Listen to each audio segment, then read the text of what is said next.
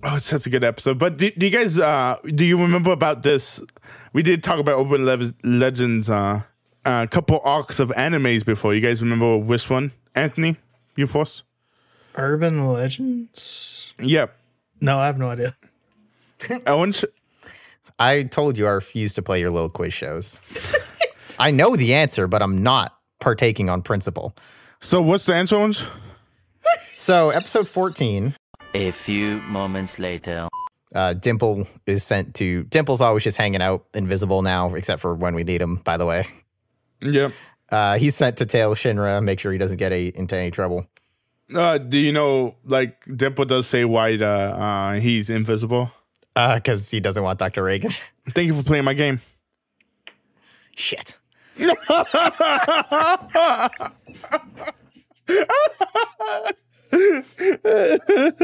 Smooth. Sal 1, Chris 0.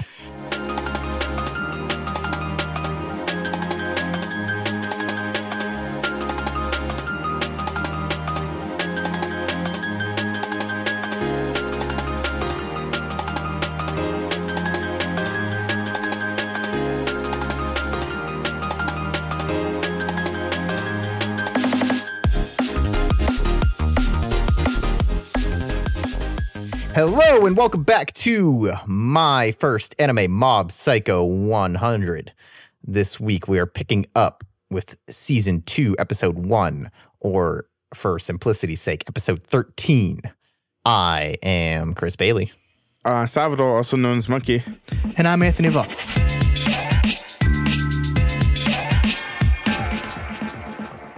So I got an anime minute coming in hot this week. Oh, Anime Minute. Approximately 20 minutes ago, I finished watching Gundam Origin. Sorry, Mobile Suit Gundam: The Origin.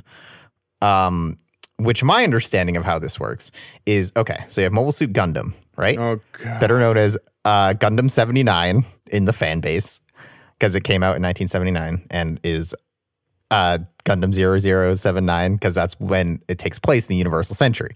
And that's the first Gundam. Gundam Origin, the manga, is a retelling of that.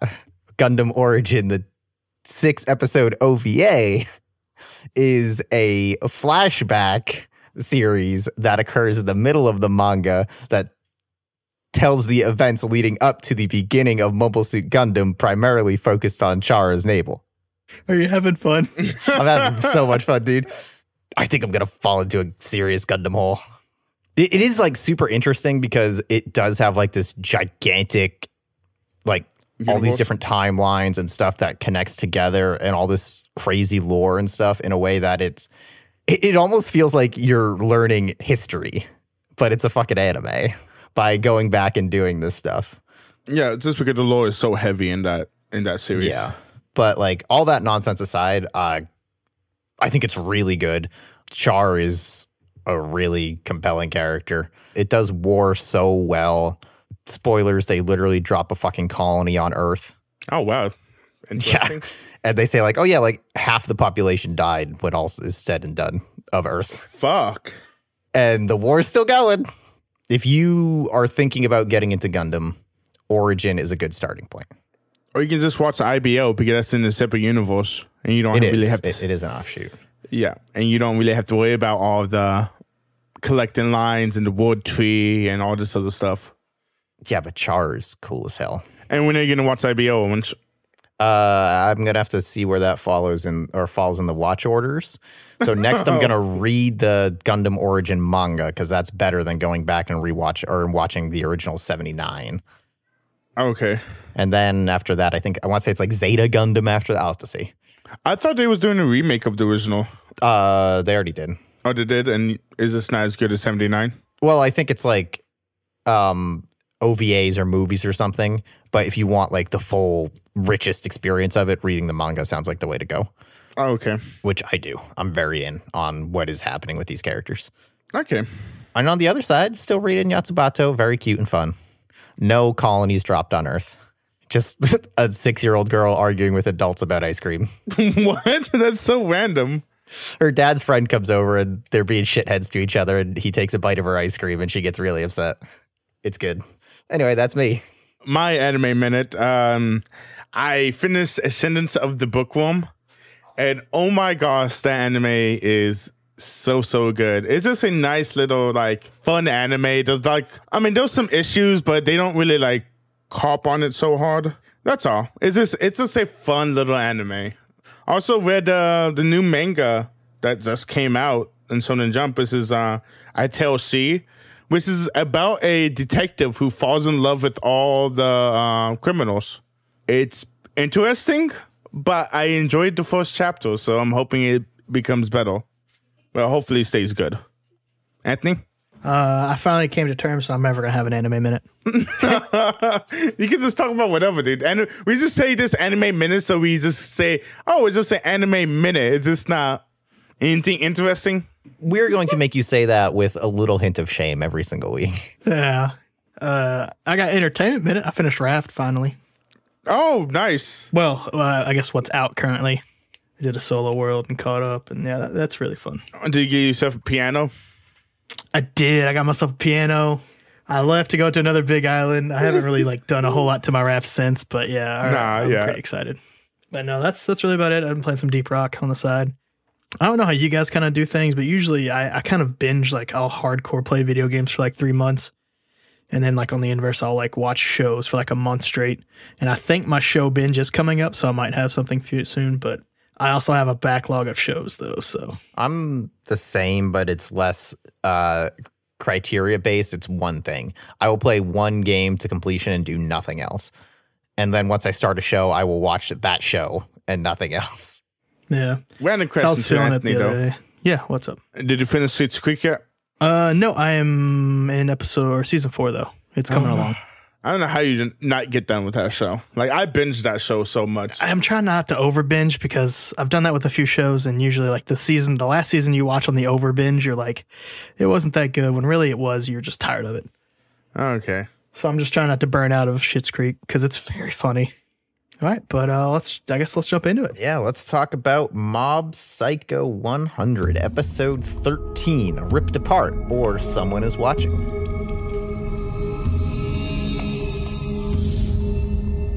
I'm going to go ahead and say at the top, this episode, better than anything that happened in season 1.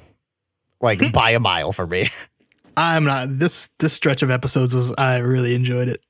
Yeah, I'm going to have to take it episode by episode. I think I agree in general, but I remember specifically coming off of this episode, I finished it and I was like, okay, Mob Psycho, okay.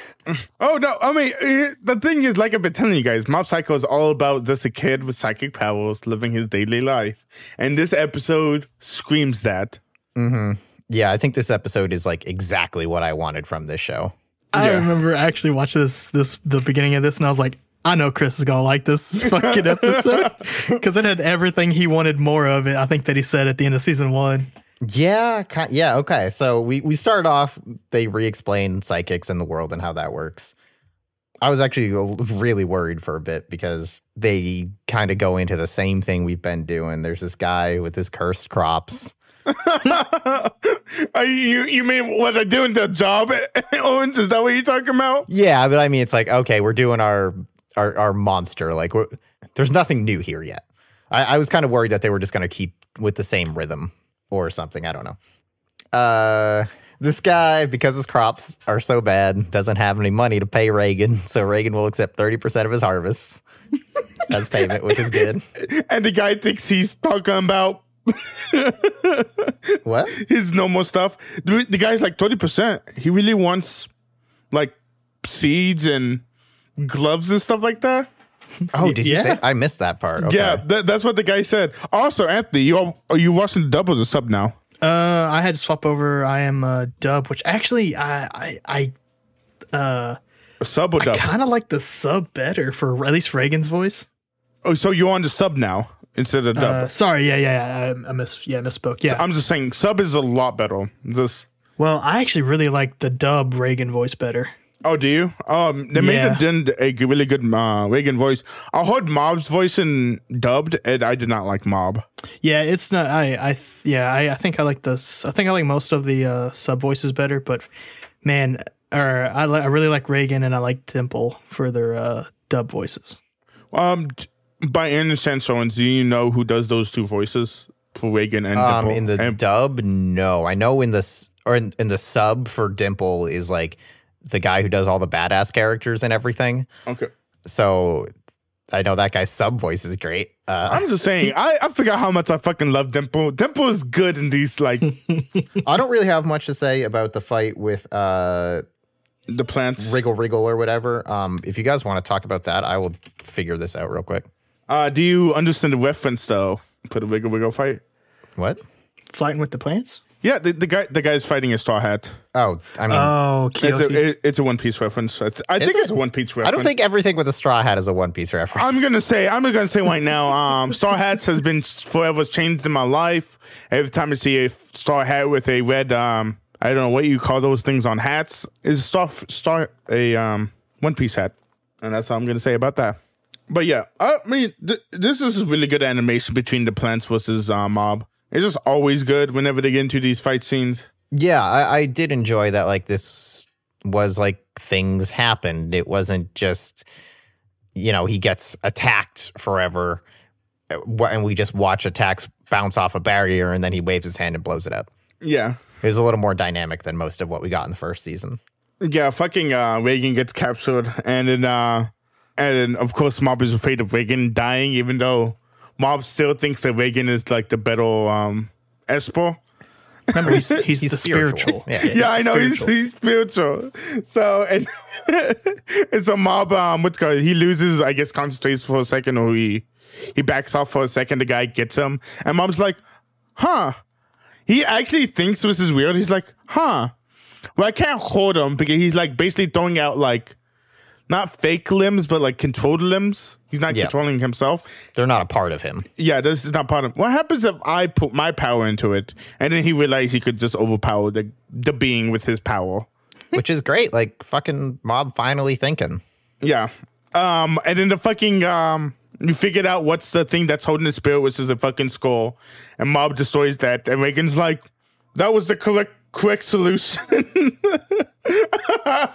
Because Mob explains how he defeats it. So Reagan's like, that's the solution I want you to come up with, Mob. I was just like, what the fuck?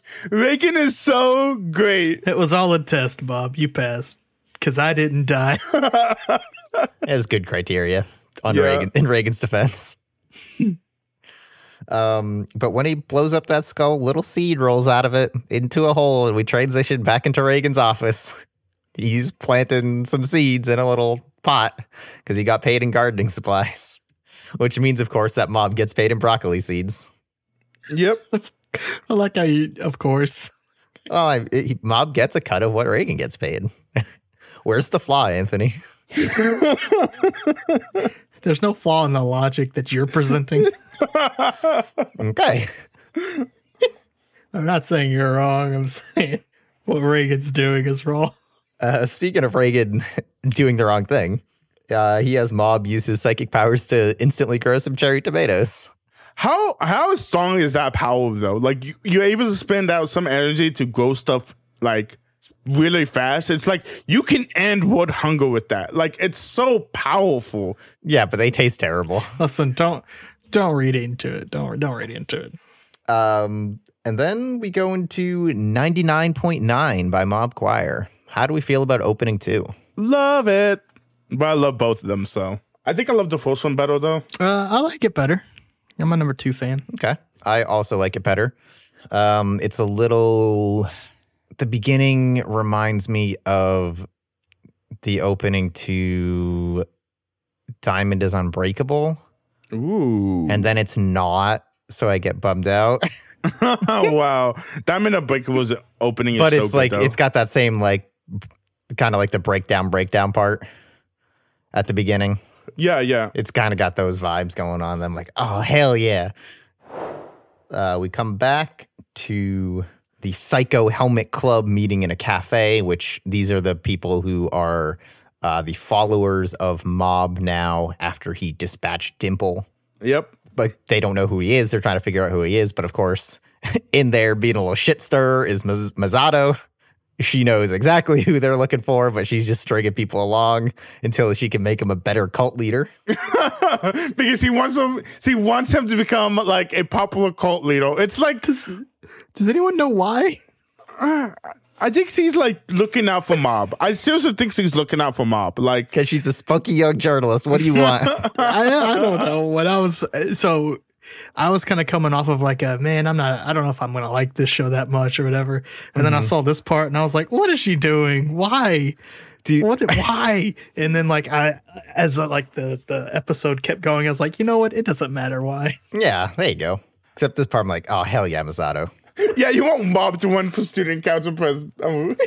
Yeah, dude.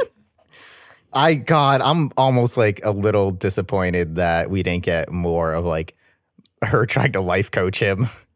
Mob doesn't need a life coach though. Like, I don't know. He might. After this episode, he tones up the dial on his life. Yeah, you have to admit that. Yeah, he does. Yeah, it's just stuff like this that like I love everything in this episode that is with Misato. That I'm just so disappointed in how, at least up to this point, how little they've used the side characters. Yeah. Oh, which actually that reminds me. The animation on the second opening is dope as hell. Yeah, it's really good. But yeah, man, they put so many characters in that. Like all the shitty psychics, the Ritsu squad from the prison escape, like they're in the intro, nowhere to be seen in these 4 episodes. And I mean, I'm sure all these characters will factor in at some point, but with only 8 episodes left to work with, and I'm sure that they're probably going to launch into like a greater arc at some point. There's going to be another big bad that we have to confront. I'm a little worried that everyone's going to get squeezed out again. We'll see. I think so far they've done a better job. I mean, also we know the side characters now for the most part. Yeah. So, but that's a little bit different. But I think, yeah, I really, like I said, I really enjoyed these. Like at least the first 3. The 4th one I got more thoughts on. Mm-hmm. But I think that's just because it's a setup episode. Shinji, the previous student council president, has resigned. But he was being a little shit and faming people. Mm-hmm. So they need a new student council president. Misato catches Mob staring at Tsubomi again. And that's when she hatches her plan to get him to run for student council president. We learn that Tsubomi is considered the school's idol. Yep. Is that a thing? I don't know, man. I bet it is. I mean, you can consider Idol as the most popular girl in school. Yeah, that's kind of how I took it. Like she's the pretty popular girl. Yeah. I also like that she has like a quick aside to herself. She's like, I don't get what he sees in her though. Whatever. Well, yeah, and then Mob tells her that like it's like they was friends, whatever it is, and she's like, how did you guys like go apart so differently? Oh yeah. Because, I mean, they basically lived in, like, the same area since they knew each other since they was kids. Yeah. But Misato convinces him to run for student council president by being like, yo, man, you got to get on her level. She's all the way up there, and you down here. I was just saying, I don't think I don't know. I can't think of any animes I've watched where the student council president gets, like, the idol in the school. I can't think of any like that. So it's interesting because I think from my experience with a lot of anime and like JRPGs and stuff, typically when the student council president is like a good guy character or someone you're supposed to like, it's a girl. And when it's like a shithead villain, it's a guy. Really? From my experience, I'm sure there's plenty of things that are the Kill la Kill is like the villain. I think she's the student council president. No, she's the student council president, but spoiler, you find out she's like the best person ever. I don't remember that. I think I was checked out by the end of that series. But yeah, I'm sure there's plenty of examples to the contrary for both sides, but that's just my experience with it. So I totally get where the student council president would also get their, or at least be in contention for their desired partner. because they're cool and popular and smart. Yeah. But after he's convinced, we get his, and it literally says this on the screen. This is not my editorializing. Hardcore training montage. And can we all talk about how much we love training montages? This one's fucking great. I love training montages. Anything in specific from this montage you guys want to call out? I didn't take any specific notes on it. I don't specifically remember it, but I wrote down hardcore training montage with the exclamation point, and I was like, yeah. Oh, well, we have to talk about what he does in this training montage, you guys. That's you guys what I was asking. Yeah, go for it. I'm trying to remember. He did push-ups. He did he do running? Probably. I don't remember, but he goes under a waterfall, which is fantastic. And then all things that will prep you for being student council president. I can't think of anything else. Oh, I'm so mad. Oh, let's see. Push-ups, waterfall, and Bell. Oh, he fights a Bell. That was the last one. Oh, right. How can we forget the fucking bear? Why is he fighting a Bell? I guess to get his courage up. Yeah. We learned that Shinji is running again because why the hell not? I actually just kind of laughed pretty hard when and then he just walks on the stage and everybody was like, what? And I was like, with everyone else was like, what? Yeah. I mean, but you look at it this way. It's like, the kid is like, either he's trying to like, it's not recuperate. It's like, he's like trying to. It's not a redemption arc. Yeah, he's trying to give himself redemption. And also, if he goes off the deep end, no one is going to be afraid to fire his ass. You know what I'm saying? Yeah. And it is kind of a good, actually kind of a little good bit where he resigned and gets told like, hey, run again. Like, you're not forcing your way into power. If you are president again, that means you got elected. You were chosen. Even after all that shit you did, these people still are electing you. Yep. Mob comes up and gives his speech, which I know was a lot. Does anyone remember it? Yeah, verbatim. Here, everyone just leave for 5 minutes and we'll do a representation of Mob's speech. I was just rereading the wiki because I watched this almost a week ago. And I was just reading the wiki and it specifically said Mob used all 5 minutes of his, or allocated all 5 minutes of his speech to being mute. And I just really like the term on that. I do love this though, because when Mob comes up, the Body Improvement Club inside their fucking school jackets, they don't look right with those school jackets on.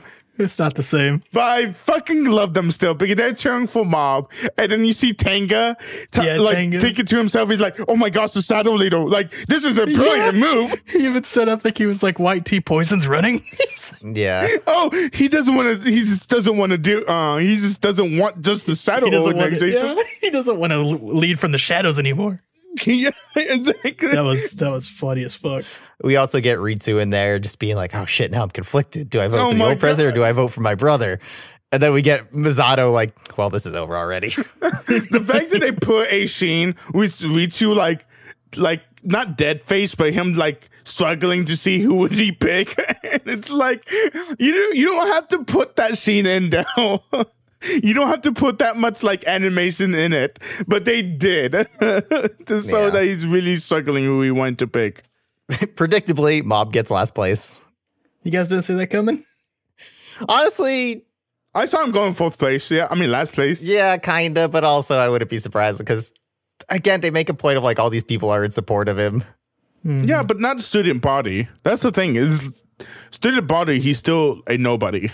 Yeah, that's true. He's only like he only has his friends. That's like the thing. He only has his friends, and he also has the girl he likes. I bet Misato could have lobbied him some votes. That girl's got some shit on people. No, dude, I don't think Misato does. I mean, I'm just saying the what's it called Shinji fucking blackmailed half the class revenants, and Misato wasn't even there. Where was her detective skills? I thought she. She's just busy like making a cult. That's what she's doing. Yeah. So Shinji won, right? I didn't check. I'm assuming. Yeah. So Mob is going home. He gets another love letter in his shoe locker. This went really well for him last time, so nothing is amiss here. I think this letter was legit. I mean, it was legit. Technically, It was. I forgot about the fucking first one he got. I do like the fact that Dipper brings it back up again about the letter in the end of the episode. Yeah. It asks to meet him behind the school. So we cut over to him behind the school, and some pink-haired girl we don't know comes and talks about how he displayed so much courage going up there to Redford Student Council, and she fell for him. And she asks him out, and he ticks up to 21%. I thought everything was fine here. I was really upset when this turns out the way it does. I will talk about that. So we get him. Holy shit! What is that word? Oh yes. He's on his date with Emmy. They're just walking around. He lies about what he does for work. He says he works for a bookstore. He even think it's creepy that he works for a spirit guy. Yeah. And they're just talking. He lies about that. She talks about how, like, oh, I wish I worked in a bookstore. Books are rad. I'm writing a book. And they seem like they're, having a good time, getting along well. Mob. And through this scene and the scene of them, like, sitting on, like, by the river with Mob reading her book.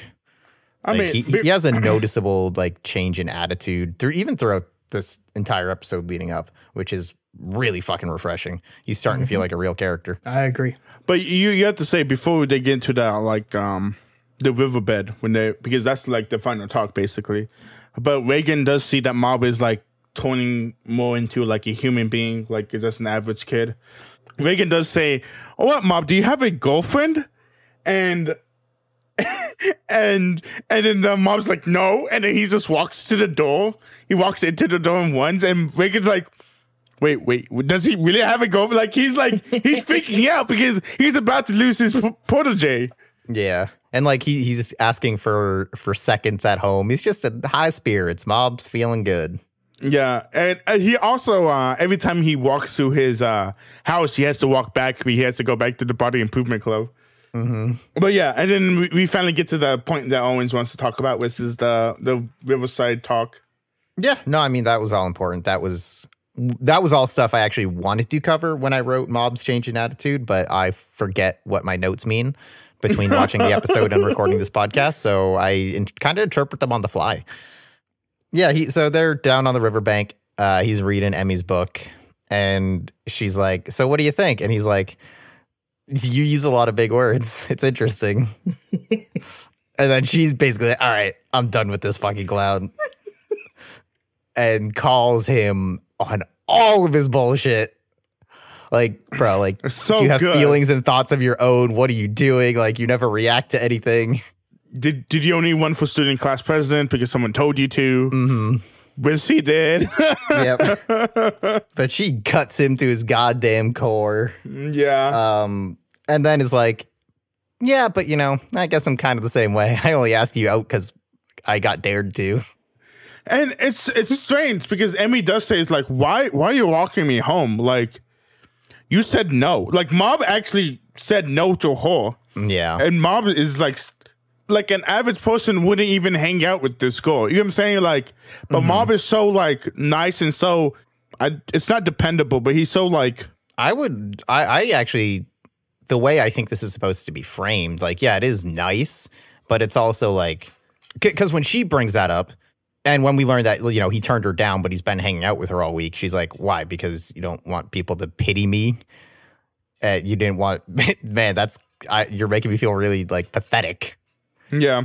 So while it is kind of a nice thing to do, it's like, in a way, it's a mean thing to do because of it's a passivity that he has where he's so afraid of interacting with any emotion, positive or negative, that he just does the thing that he sees as the route of least confrontation. Yep.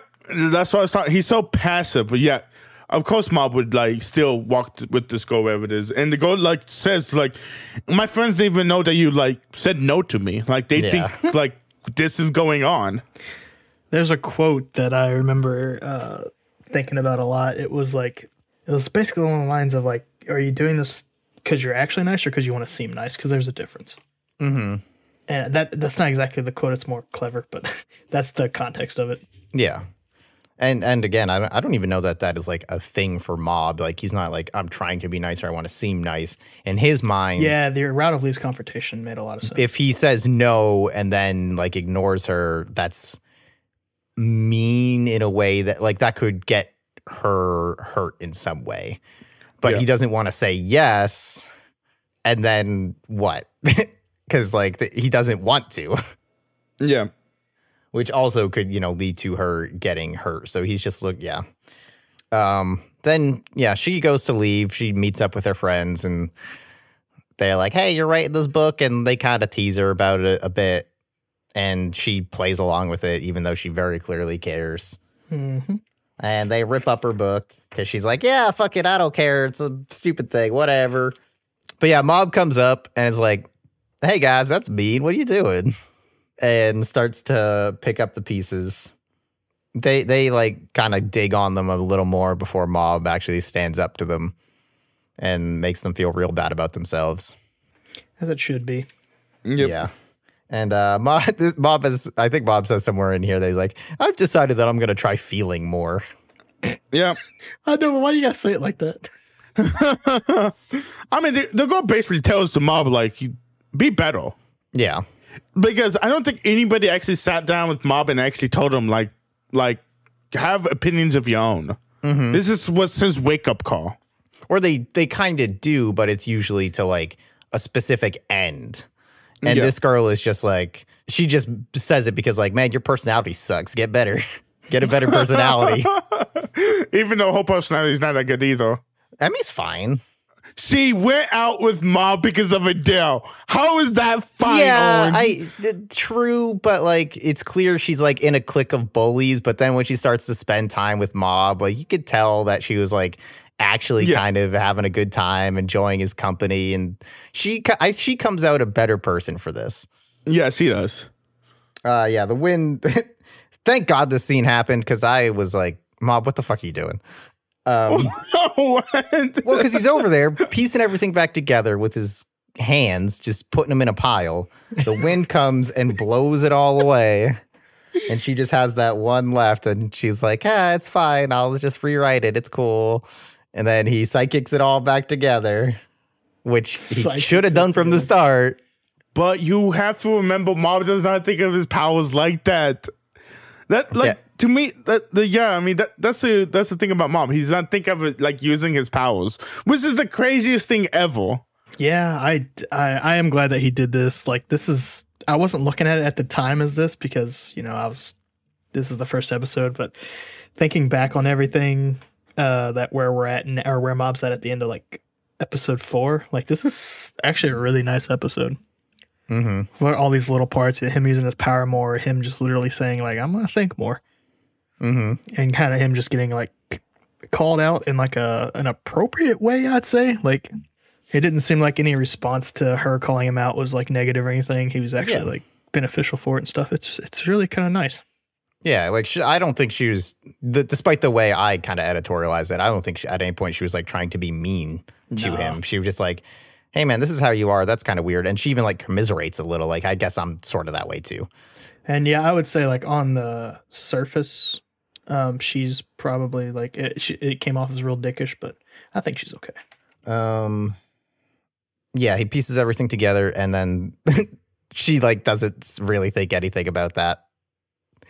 Is this? I don't remember when this happens. It might be the conversation with Dimple, where either Mob has the realization or someone says it to Mob, like, yo, dude, no one is like the psychic powers are not going to make anyone like you. Like they're never going to be a selling point for why people like him. Oh, I remember that. I don't know who said it though. Dimple is the one who said to Mob, like, did she fall for you because of your psychic powers? And Mob does say, right. My psychic powers is like, no one will fall for me because of my psychic powers. Right. Exactly. Which is it's Mob's mindset to the fullest. Which that's why I like Mob so much, is because he literally thinks his powers are not a thing. Yeah. And I think he's kind of right too. Like you can read into whatever the later stuff you want, I guess, but there's no indication that like he used his powers and then Emmy actually like fell for him or anything. She barely reacts to him using his psychic powers. it's more the fact that like, oh, he did something nice with his psychic powers, not that he has psychic powers. Yeah.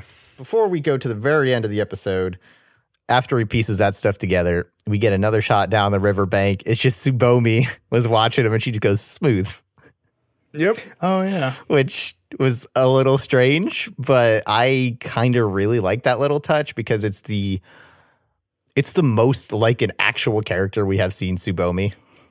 To me. Yeah, she was being real weird. All her like beginning storyline to me was just a little off, like with trying to make him all that shit. Yeah. Then we have our talk with Dimple, which we already talked about, and we see that Emmy has been inspired by Mob to write a book about Mob. Basically, a kid in middle school with psychic powers. Didn't even ask Mob if she could write it. Didn't give Mob a cut or anything like that. No royalty rights. Listen, he's got Reagan. I'm sure if once it gets found out, Reagan will fucking put it together. Actually, yeah, he'll make sure he gets all of his royalties. Well, Reagan will get the royalties, and then he'll kick a cut to Mob. Yeah, he'll charge like a lawyer fee, and then make it seem like it's in Mob's benefit. But you guys are making Reagan sound like such a bad guy.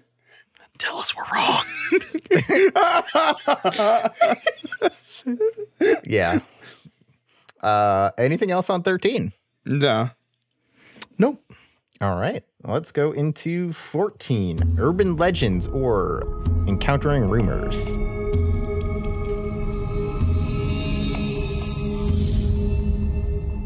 Big fan of this episode.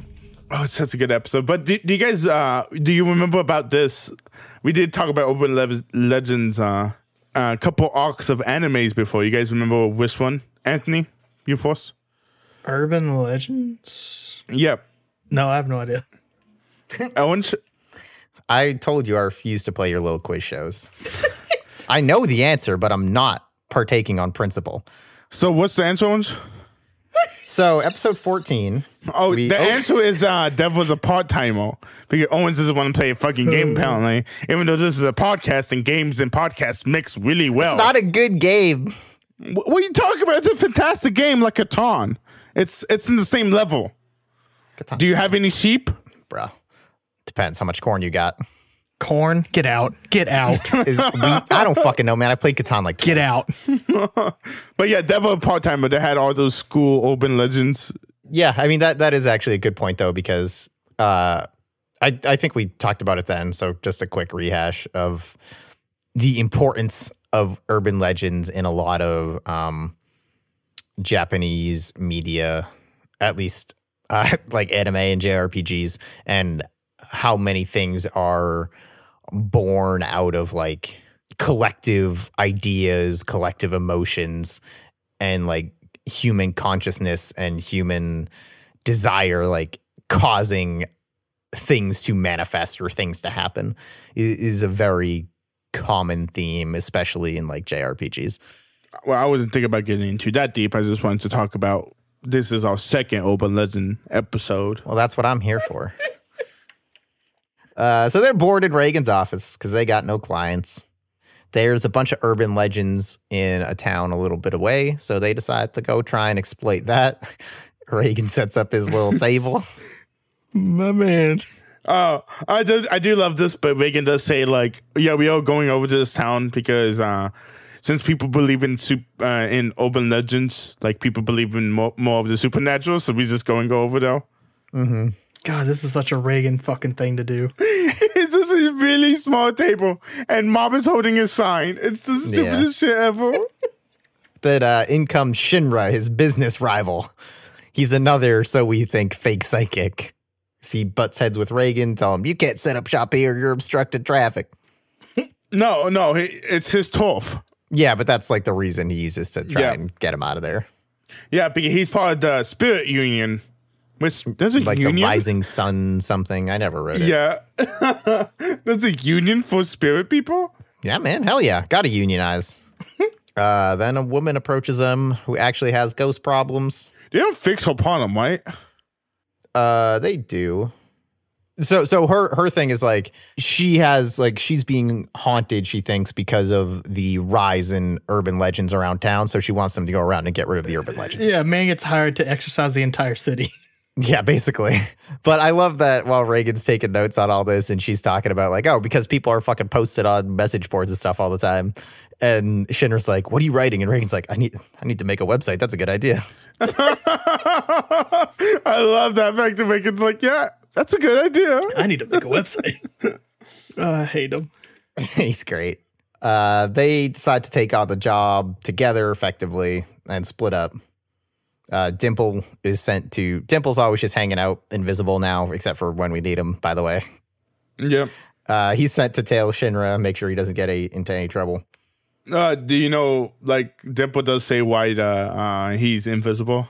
Because he doesn't want Dr. Reagan. Thank you for playing my game. Shit.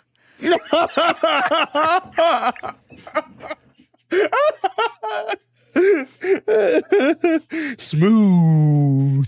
Sal 1, Chris 0. We go do research about Red Raincoat on the internet. But Reagan does tell Dimple to follow the guy. What's his name? Is it Shinra? Yeah, just in case. Because he assumes he's fake. No, because Reagan's like, well, this guy is by the book, and that's what's going to kill him. Yeah, but also he assumes he's fake too. Yeah, that, and he also says, he's like, also if the guy like gets hurt, like because of me, like he's under my, he's under my like responsibility. Also, Shinra was trying to leave, and Reagan's like, oh no, you're gonna help me. Like, I give you a cut. I give you a cut. And so it's like, I guess I do it for charity work. Reagan is ever generous.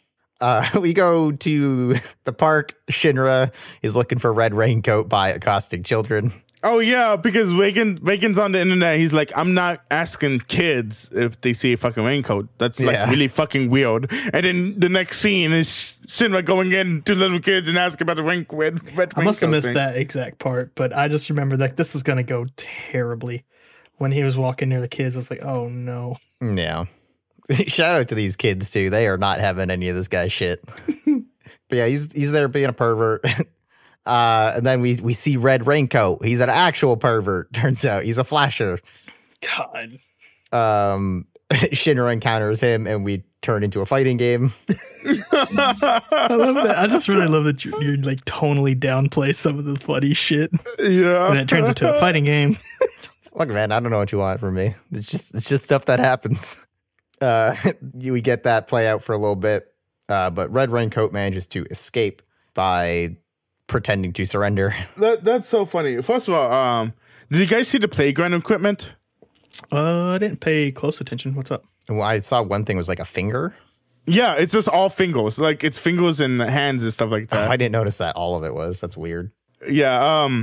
Also, the discussion between Shinra and the Jacket Man. Shinra's like, oh yeah, I used to be like the Simo. I used to be in the Simo team in middle school. Oh yeah, and he takes him down wherever it is. And the guy lies. He's like, I surrender, but he doesn't really surrender. And he just starts running. He's like, oh, I used to be in a track school when I was in middle school. So he just starts running, and Shinra has to go and chase him. As much as I don't want to give credit to a fucking pervert. Yeah, it's just really stupid. But it's okay because Shinra also played table tennis in middle school, so don't underestimate his stamina. Meanwhile, Reagan and Mob are taking care of the dog with a human face, which is just the dog that kids drew a face on with marker. The kids show up and Reagan fucking gives it to him. He scolds him and then gives the dog a bath. God, that should have been one of Reagan's special powers, was a scold. During this, Mob has the thought of like, I think Reagan just likes dogs. I mean, yeah. We come back over to Shinra. The pervert has lured him into the woods on purpose, and he tasers him with the goddamn taser baton. Because what self-respecting pervert doesn't have one of those? I was wondering where he would hide that because, he only has a raincoat. Maybe the raincoat has an inside pocket. Maybe he put it up his anus. We don't know. You just wanted to say anus. Yeah. It starts to rain, and the dragger comes out. Oh, no. Did they assume it was fake at the beginning? I don't know. I think Reagan does assume everything is fake. Like he's just going around investigating. Well, Reagan's not here yet. But yeah, no, I'm saying I think he's just investigating urban legends. I don't think he thinks this is all true. Yeah, actually, the pervert I think assumed it was fake. Probably. The pervert tries to fight the dragger. The dragger sends his lightning back at him and fries him and starts to drag him into the water.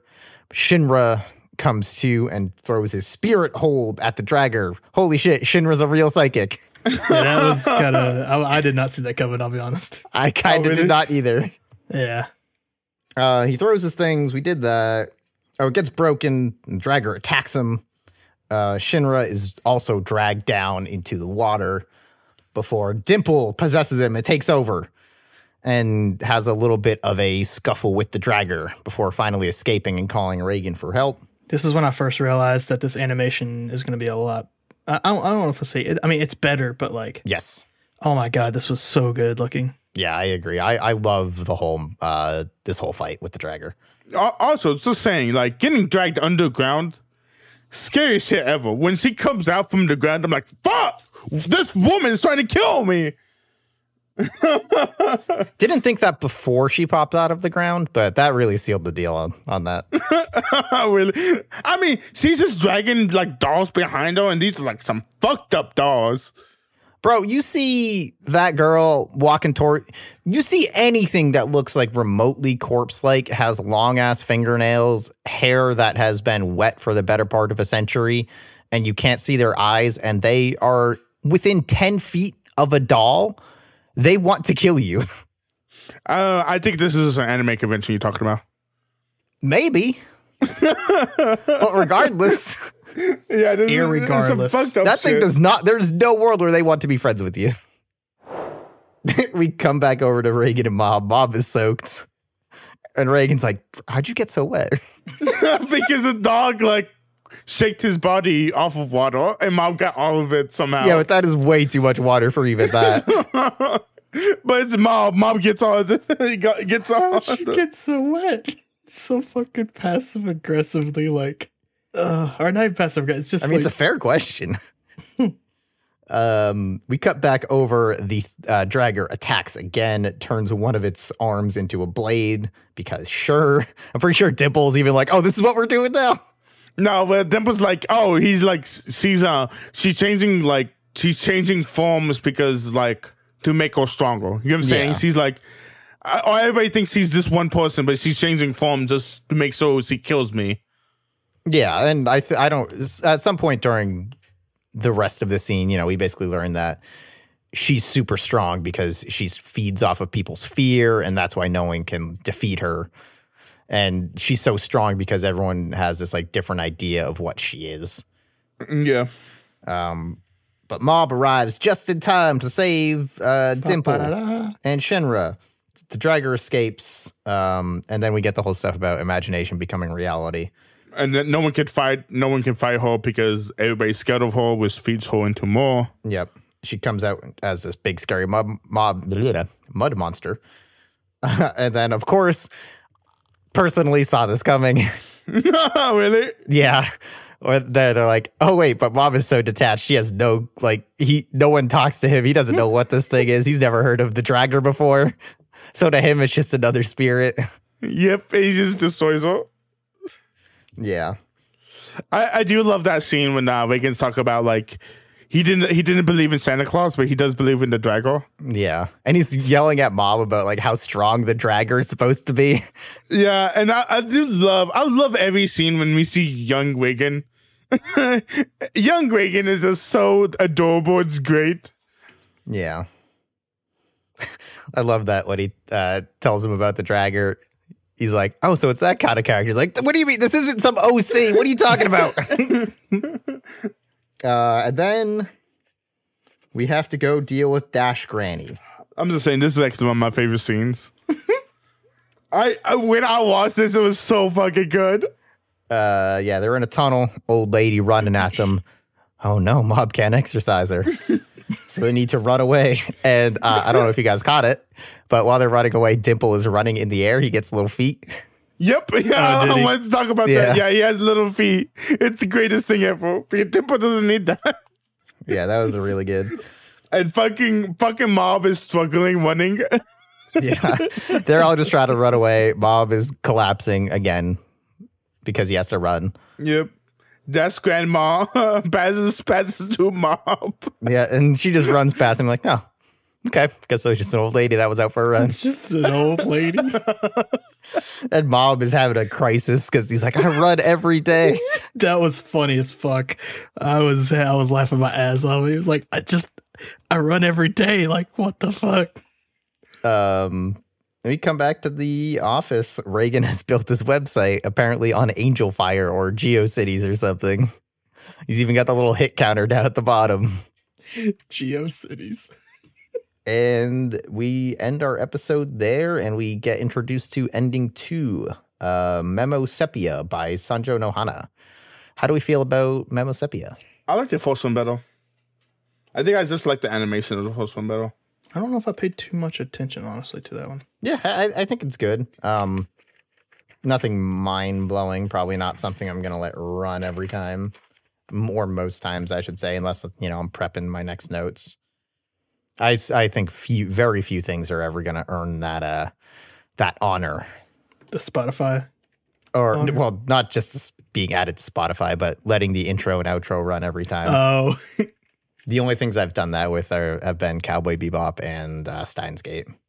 I let History Maker run most times, I think. Yeah, I think I did that plus Yuri on Ice, yeah.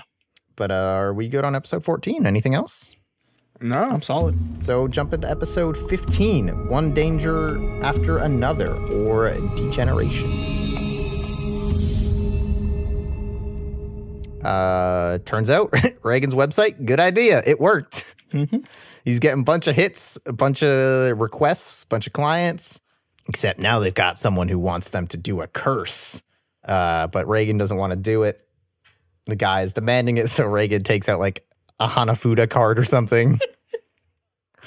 And just writes curse on a little charm and hands it to him. The guy's going to be real mad if he's being fooled. He's like, if this doesn't work, I'm going to curse you. And Mob has a little bit of introspection here. Well, for one, Reagan asked him if there was someone he would like to curse. Which he thinks real hard about. Dude, that and was Reagan starts to get so nervous. funny. I was laughing my ass off. He was just sitting there he's like, well, you don't have to think too hard about it. And he still keeps thinking, and he's like, no. Nope, can't think of anyone. He's like, what? Don't think so hard then. What are you doing? But then Mob he questions Reagan about even if that's not a real curse, that guy is walking around out there thinking he's cursing somebody. And living with the idea of a curse is weird and uncomfortable to put out there, which this is something they're establishing that I think we're going to talk more about in 16. I think Reagan explicitly says what this is all about.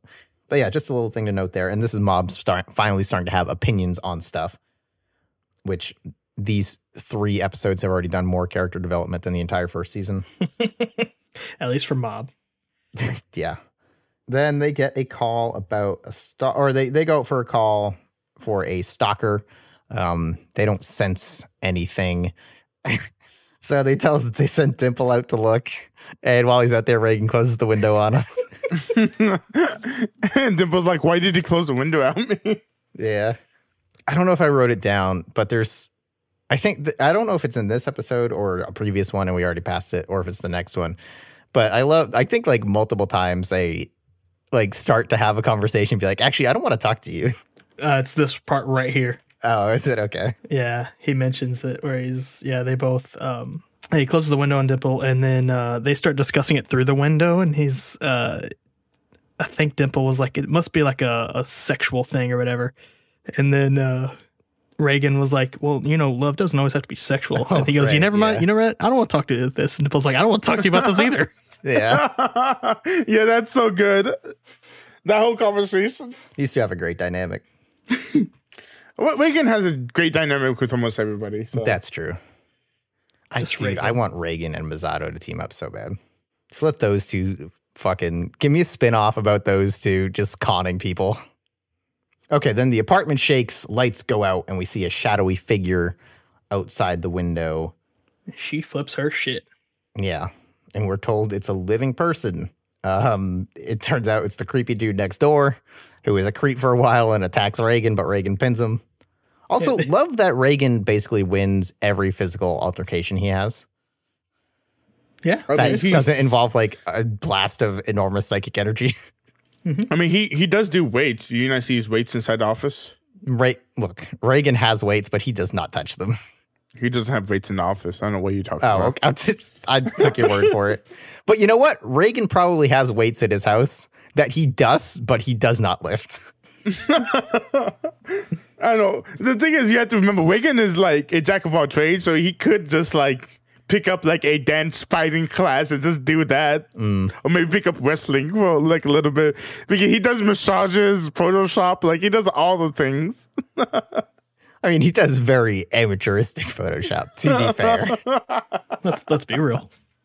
That dude gets arrested and the woman has sorry. During the pin, I forgot. I wanted to mention this. I did like that. Like the guy was like, "Then we're gonna fight" or whatever, and then Reagan pins him, and then the guy specifically goes, "Actually, I don't want to fight."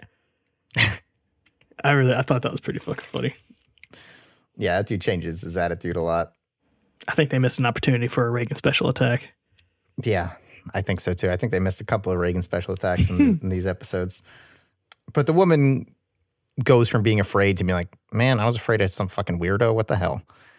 And Mob has the thought of like, I wonder like why she reacted so differently to it being a real person rather than a spirit.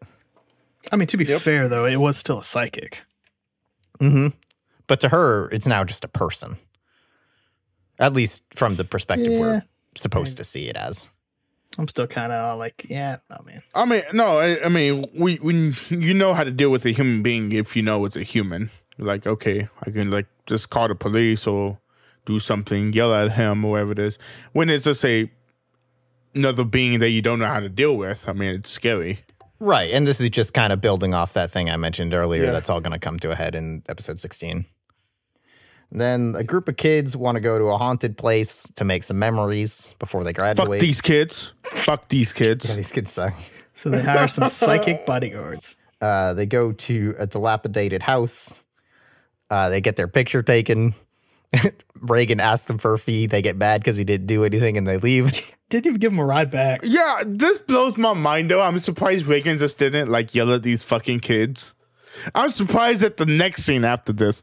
But like, what kind of logic is that? Like, what happens if you have a fucking bodyguard? Do you not pay the bodyguard when he doesn't fight anybody? You're like, oh, well, nothing happened, so I guess I'm not going to pay you, bodyguard. Apparently these little shits do. Yeah, these kids suck. But that was, I think, pretty odd. I mean, Reagan even says, like, what they're driving out there, like, oh, these kids clearly don't have any job prospects. Like, they're a bunch of losers. Yeah. We come back to the next day, and there's some high schoolers trying to extort Mob for money. One of them, or the main one, I guess, then strips and starts jumping around and doing weird stuff. Do you guys think it was Dimple? I either thought it was that or like we're about to meet another psychic, I think, or something. Or it was like a curse manifesting from the house or something. That's kind of what I thought, but then, yeah, it's revealed to just be Dimple. Kid gets stressed, tries again. This time his tie chokes him. It's Ritsu. I'm just saying, Dimple being a bro, like don't mess with Mob, dude. Like, what are you doing? Yeah, actually, everybody being a bro, and this. Yeah, like, I really like this scene for multiple reasons. One, everyone kind of sticking up, and then also them being like, "Mob, you should stick up for yourself." Mm-hmm. Yeah, like it was just a lot of like, all around. Yeah, specifically that comes in with the third time the Body Improvement Club comes in and they just smother him with their muscles as they gradually crowd in on him. So good. I love the Body Improvement And then they're Club. like, hey, Mob, next time, maybe you fight for yourself, bud. Which, of course, they know. I think Tenga actually says that because he knows them as White Tea Poison, the fucking baddest dude to ever exist. Yeah, dude. The Shadow Leader. The kids come back to Reagan. They have a spirit photo. So they need to go back to the house and exercise it because they don't want Reagan to just Photoshop it out. Or he says, I can exercise the photo, and then we get a shot of Photoshop icon. So good. I was going to lose it, dude. Eventually, they agree to go back to the house. and they're there to exorcise the spirits. We learn that it is just a spirit family, and the dad asked not to be exorcised because a tragedy befell them. So now they just get to hang out here and be happy with each other. And when they feel like they are fulfilled, they will spirit away together. God, so good.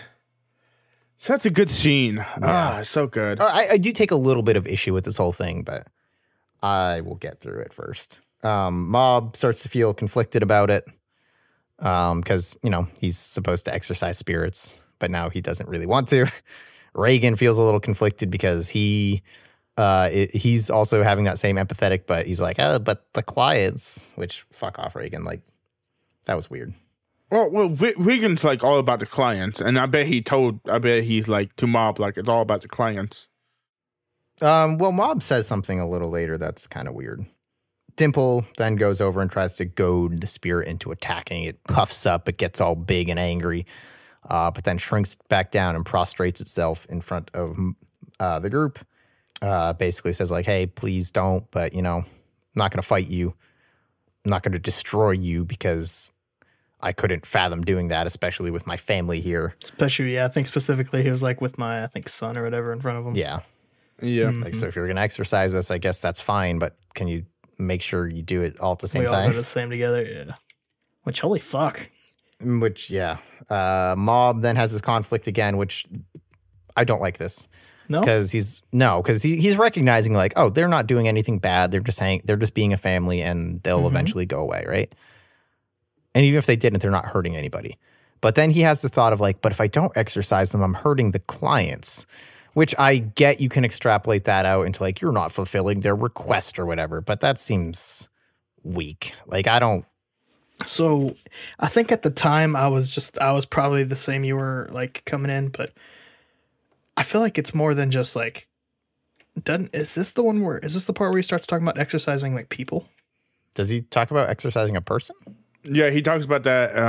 I don't know if it's the end of this one or the next episode, but this whole point, I think, now I could be wrong, but it seems like this whole like set of, because this is a setup of the next episode. Yes. Yeah. So yeah, in this particular thing, it's just like, come on, Mob. Obviously, like, leave the family alone. Like, we know that, but like, I think it seems like they're introducing the next like theme of this whole season, but I think they already did that twice this episode. Spirits versus humans.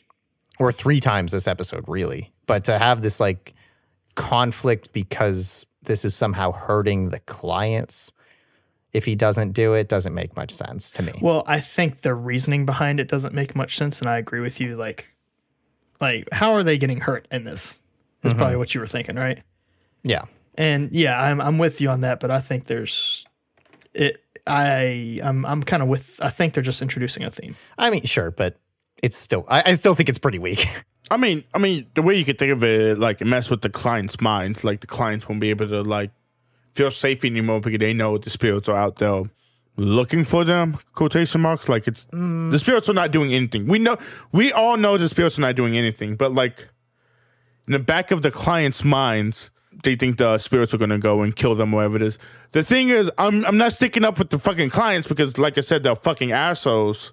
But like, you could bring out that point, playing the devil's, whatever it's called, or I don't know what you call it, but no, yeah, I think that point actually makes a lot more sense. I just wish they had said something like that instead of just saying, "Oh, I'm hurting them by not," and leaving it at that. Yeah, I see. It may not have been the best thought out point, but I'm giving them a pass here.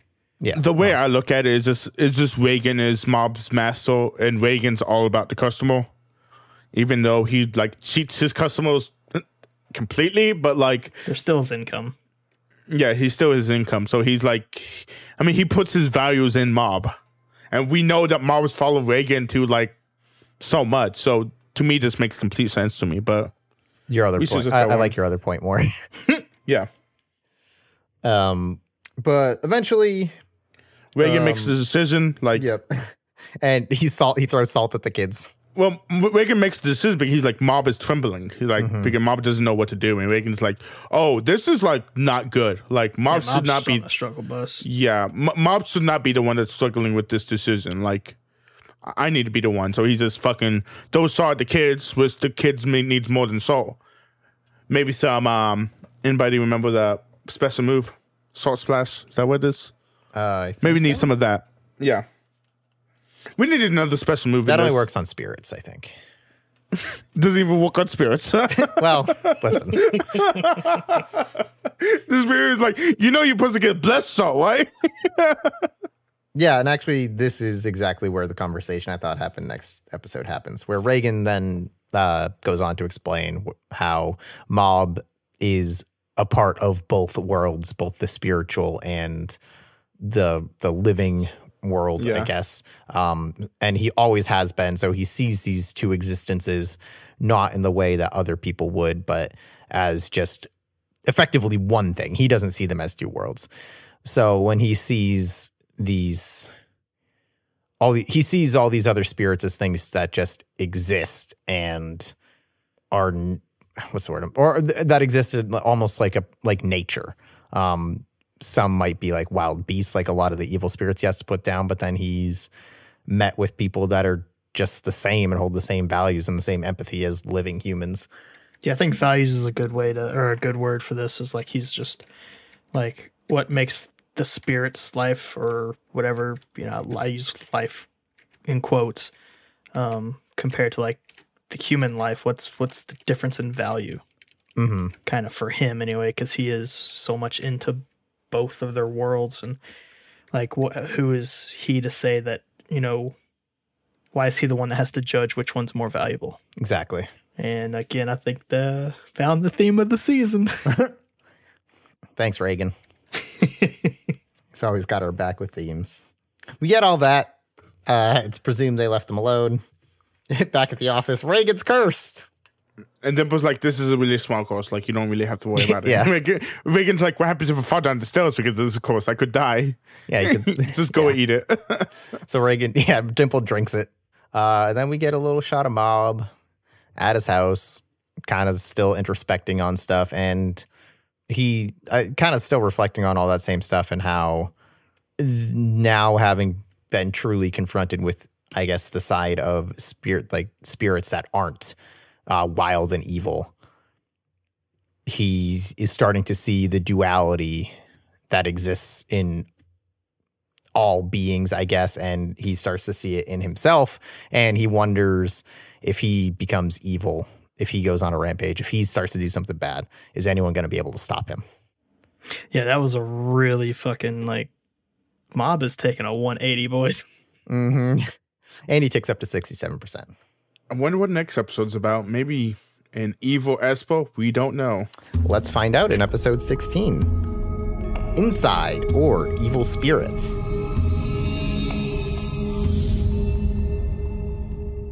We get a quick thing with Dimple is fighting something, either an evil spirit or an Esper. We don't really know. We don't have the context for it at this point. But then we come back through to Reagan and Mob are going to see a super rich client who is going to pay them so much he'll even cover their taxi. Also, something we forgot to talk about. Well, this last episode, so Reagan is getting all these jobs, which is like he's like getting a bunch of jobs. The problem is he said it to himself, is like, oh, I'm getting all these jobs, so like I don't have like enough time for Mob to like recuperate. Like we just going down them. So he's like, Mob is like hitting all these things like one at a time real fast, instead of like he's able to think on it, normally and stuff like that. And he's also going through some shit too. Like I think he realizes that. So like all this is happening real fast. It's literally like one of the main reasons is the fact that Reagan opened up his website and he's just like is just getting all these ridiculous different jobs and stuff like that. Like if it was like normal, like Reagan's like getting 1 or 2 jobs a week, maybe him and Mob will be able to talk about this like different issues whenever they come up. But like since they're doing a bunch of jobs, they're not able to talk about the issues that happen with the job. If you get what I'm saying. Yeah, totally. But yeah, go over this thing. That's something I wanted to talk about. Was then wasn't able to discuss. No, that was a good point. And the only I usually do the anything else on this episode, but no, I just thought of it because what's good. I didn't think about it. So they're going to see their super rich client. There's a bunch of psychics there, including Shinra and his whole like Rising Sun organization. Matsuo is also there, if you remember him as the spirit beast guy from Claw. Oh, he was the crazy guy hiding in the corner or whatever. Yeah, he was the guy who had all the spirit pets and put Dimple in a jar. Yep, gotcha. I couldn't remember which one he specifically was, but I saw him crouch in the corner. I mean, he even said he did like that, almost like that Naruto explaining crap where he was like, but I was in the thing, that was it, yeah. And I was kind of like, you know what, I appreciate it. We see the client's daughter behind a one-way mirror as he explains to us that she is possessed by an evil spirit. Mob doesn't sense anything. No one really detects anything except for Shinra, who detects a malicious presence very close by as Dimple slowly floats into frame. It's so good. Okay, everybody keeps forgetting, but Dimple is an evil character. I feel like that notion will be dispelled within the next episode or two. We'll cross that bridge when we come to it.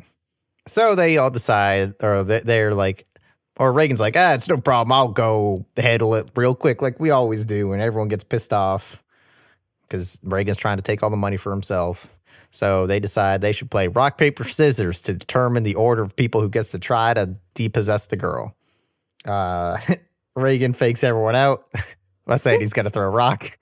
And then going, actually, I think I'll throw scissors.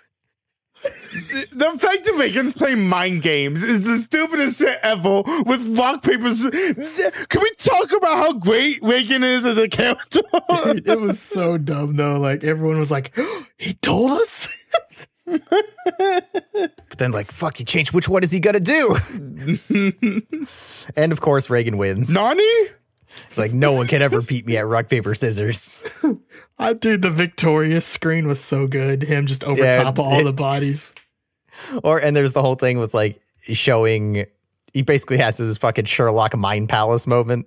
There's like the angle and the way they move their hands and their facial expressions and all this stuff that determines what they're gonna throw. So Reigen goes in because he won. He talks to the girl and she talks about like, oh, I don't know what, I'm not possessed. My father's abusive and all this really gross shit, which, of course, show is not going down that path. So we know she's possessed. Let's stop that shit down real quick. Actually, I didn't even realize that. I didn't know what was going to happen, but.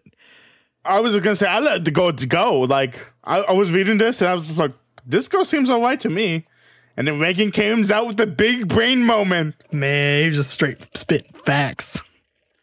Everyone on the outside is turning on the dad as the girl gives a speech and like ready to take him down. Reigen comes out and is basically like, yeah, she's possessed.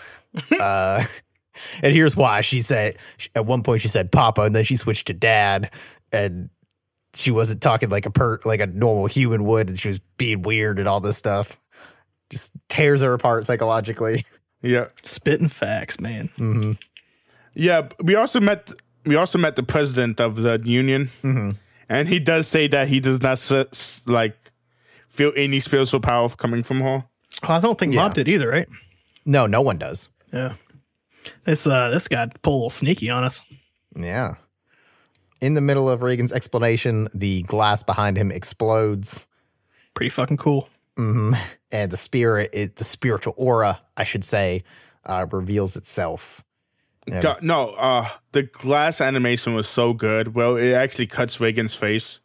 It's really cool. Yeah. As the spirit is revealed, we get a montage of failed exorcisms. Yeah, go ahead. Did you guys see her nails? Yes. They're like completely uneven. It's really fucking cool. The fact that they put that much detail in this fucking anime. Which I guess that's another pretty good example of like you see her like, oh yeah, obviously possessed. Like they're not they're not pulling a fast one here. Yeah. We got our montage of people doing their different types of exorcisms and failing. And we learned that Mob can't go yet because he's number 49 out of 68. It was so stupid. Well, he should have been better at rock, paper, scissors. That was still funny, but that was so stupid.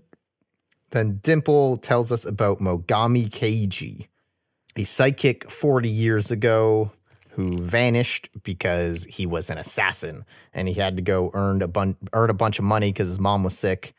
Eventually, he he fell so far into just like murdering and all that shit that when he clashed with Dimple, we learned that he was just trying to absorb evil spirits so that he could turn himself into a vengeful spirit. God. Which poor Dimple, man.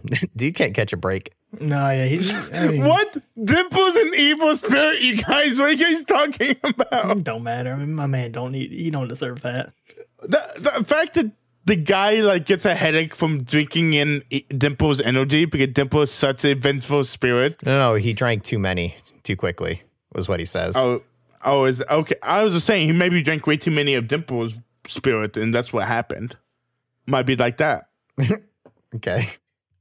But yeah, so he ends up becoming a vengeful spirit, which we learn. And now it's Jodo's turn, who is the Rising Sun leader guy. He gets possessed pretty much immediately and starts to like jump around the room and do weird shit. But Reigen puts him down with his anti-possession jumping knee strike. Such a great special move. The fact that Reigen comes in, Reigen's like Batman. He comes in every situation knowing what to do. He's like, I might need to knee somebody today. Let me get my knee ready. This guy's Batman. That's what I'm saying. Without the money or Butler or gadgets. Didn't he apologize too after he did it? Did he? I don't know if he did or not. I remember. Oh yeah, no, he did. It was like flying knee special attack, and then sorry. I love the narrator because he's like, "Oh, it makes people pass out." Yeah. Mogami then chokes Reigen. Reigen says, "Time's out." Time out. Yeah, he does say time out. Yeah, does not work. It does not work. The dad comes up and hugs the possessed body from behind and is like, I'll be right here. I'm going to stay with you. And just gets fucking impaled. Holy fuck. And this got real quick. Yeah, everybody in the room is like, what the fuck? Like, we wasn't expected to die in here. Like, we thought this was an easy job. Mm-hmm. What did we get ourselves into? Everybody's running out the door, and the guy just closes his door. He's like, yeah, you guys are not leaving. That shit took me by surprise, man. I was like, wow. I mean, like, even a bigger implication would now mean, okay. So, like, now either everyone gets fixed, or this girl dies, or this girl lives with the knowledge that she killed her father. Yeah, there's no good situation that comes out of this. Like, well, there's no like fixed. Super win. Everyone gets fixed. Mob can probably fix him or something. Like if the dad lives, then everything's cool, I guess. But he looks pretty dead. Mob ticks up to 77%. And he stops Mogami from choking Reigen. Or from doing something. And then, oh yeah, remember how he just said no good outcome here? Starts snapping up the girl's body. Just for funsies. Fuck, dude, this is so fucked. He's like, oh, you guys know that humans like can't go beyond the limit, right? And just like, this pulls her fingers apart. And he's like, I'm not fucking human though. This dude's a fucking animal. Yeah. Mob ticks up to 91% at that. And we get the swirling red spirit basically enveloping the whole room as Mob tries to exorcise him, and it fails. And it fails because at this point, he's no longer a spirit possessing the body. He has fused with the body, is their explanation. Nod. So Mob remembers the job they went on with the stalker and is like, oh, I could go out of body and also possess the girl and I guess fight the dude in there. So Dimple has to possess Mob while he's there. And Reigen's like, yo, that's a terrible idea.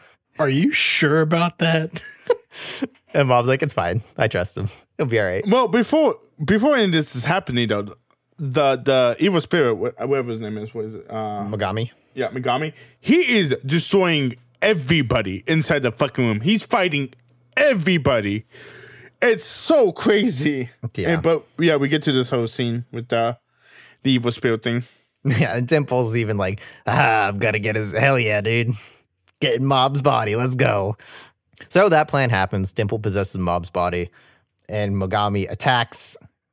Now Dimple fights him in Mob's body, which this looks awesome, and I love the way they like completely changed the way Mob looks with Dimple possessing him. Yeah, it's fucking clean. Also, man, all these Dimple fights, man, holy shit, they're so good. Yeah, man. I mean, someone's got to have fights. It's not going to be Mob. You got me there, guy. Yeah. Sure shit is going to be Reagan.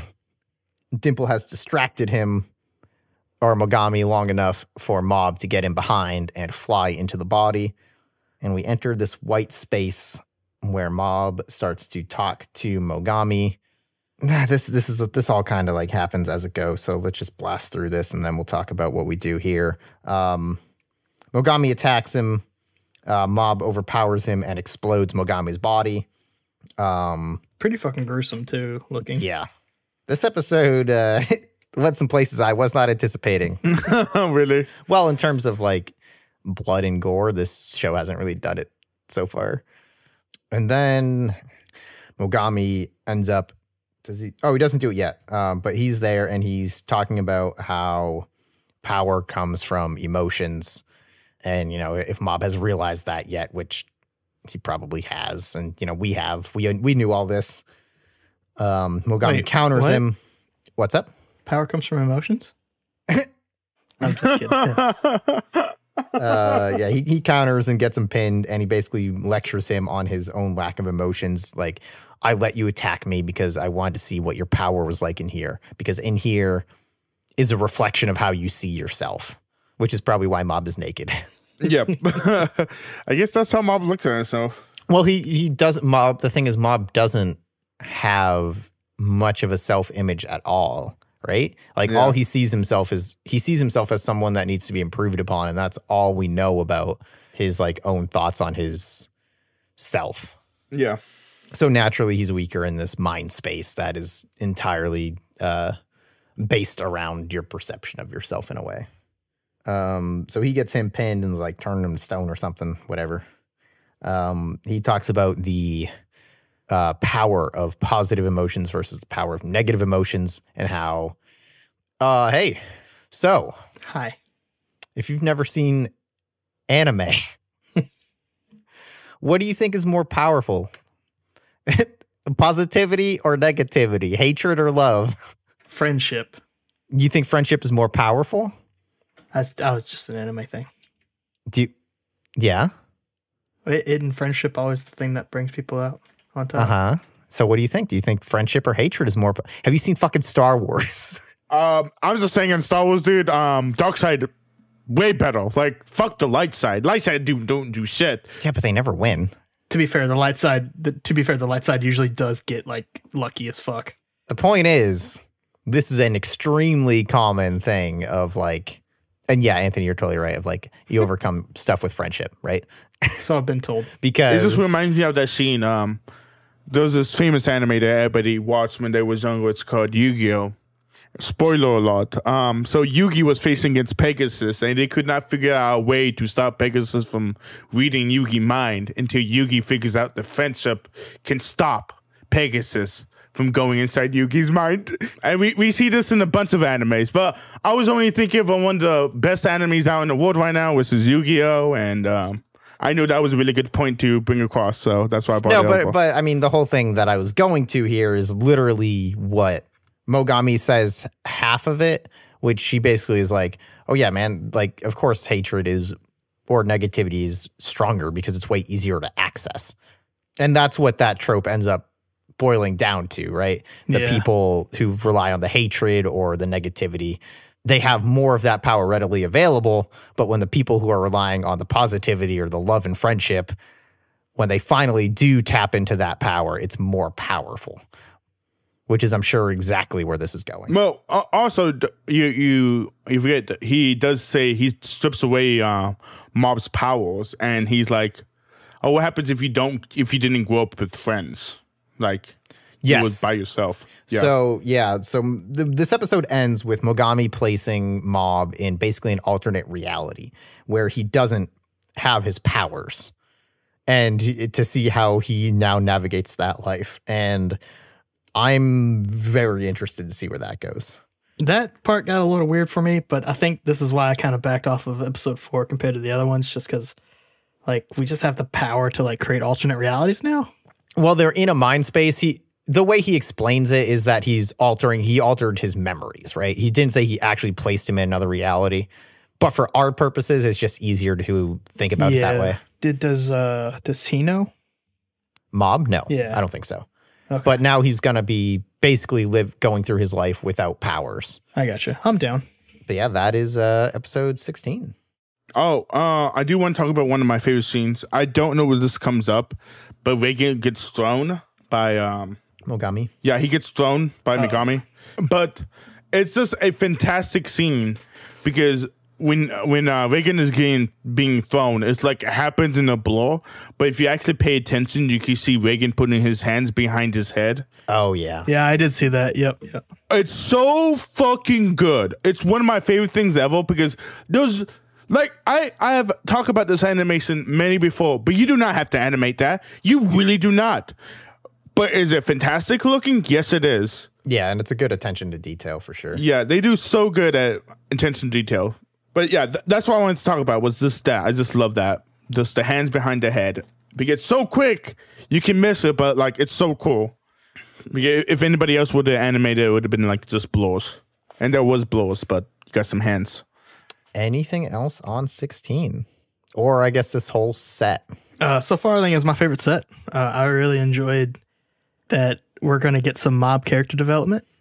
Mm-hmm. I really wonder if they like listen to people like saying like, you know, this was pretty cool, but I wish they would have done more stuff with Mob. And they were like, you know what? Okay, fine. Well, don't forget this is adapted from a manga. Yep. And this part has already been mangified. I think the manga was actually almost done or done before season 2 came out.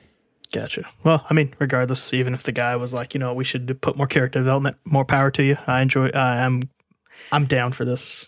Yep, I think I pretty much echo that. All they can do is hurt me now. Yeah.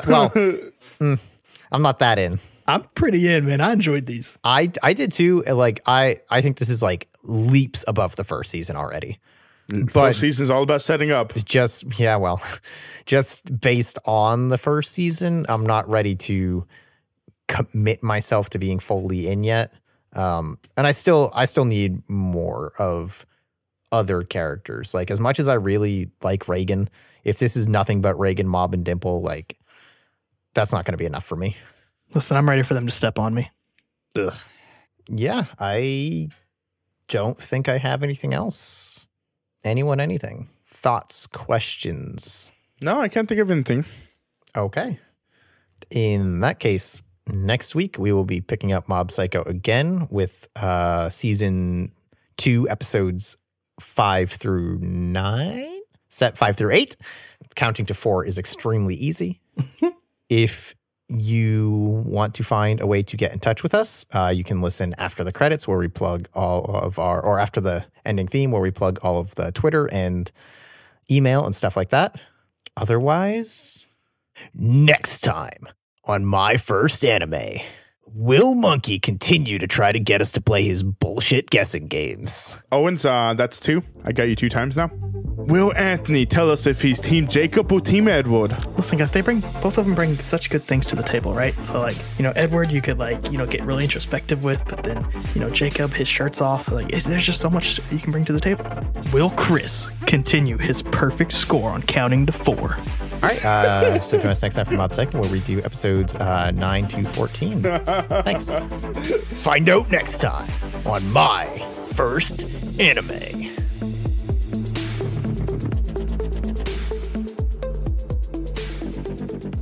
Thanks again for listening to My First Anime. If you enjoy the show, tell your friends and leave a review. It really helps. I'm Chris Bailey, and you can find me on Twitter at Chris R. Bailey or hear me play Pretend on the actualplay.network podcast. And finally, thanks to Slink for the use of 12-speed as our intro and Winnie the Moog for the use of Speed Energy as our outro. You can come to my stream, ST Monkey at Twitch. where the O is a 0 in monkey, so make sure you guys remember that. I play single-player games and multiplayer games, well, sometimes multiplayer games, Tuesdays and Fridays afternoons. You can also follow my Twitter at STMonkey, also O is a 0, and my Instagram. My Instagram is mostly containing dog photos of my dog. He's a poodle. And Shih Tzu. You can reach out and contact us on Twitter at myfirstanime or email at myfirstanimepodcast@gmail.com. And if you feel so inclined, my personal Twitter and Instagram are both Sir Paperplate, where you will find only pictures of my cat. And once again, thanks for listening to My First Anime.